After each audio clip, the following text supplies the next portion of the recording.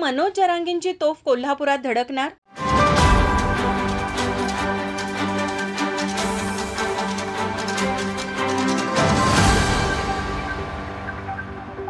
मनोज जरांगे पाटील यांची सध्या महाराष्ट्रात शांतता रॅली सुरू आहे. याच पार्श्वभूमीवर मनोज जरांगे पाटील हे उद्या कोल्हापुरात येणार असून उद्या मराठा आरक्षण शांतता रॅली काढण्यात येणार आहे. या निमित्ताने सकल मराठा समाजातर्फे जय्यत तयारी करण्यात आली आहे. मनोज जरांगे हे उद्या सकाळी 11 वाजता मिरजकर तिकटी येथे येतील.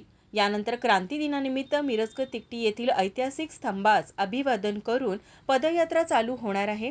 ही शांतता रॅली हुतात्मा क्रांती स्तंभ मिरजकर तिकटीपासून सुरू होणार असून बिनखांबी गणेश मंदिर, महाद्वार रोड, पापाची तिकटी, महापालिका चौक या मार्गाने जाणार आहे. तर छत्रपती शिवाजी महाराज चौक या ठिकाणी रॅली संपन्न होणार असून याच ठिकाणी मनोज जरांगे पाटील यांचं भाषण होणार आहे.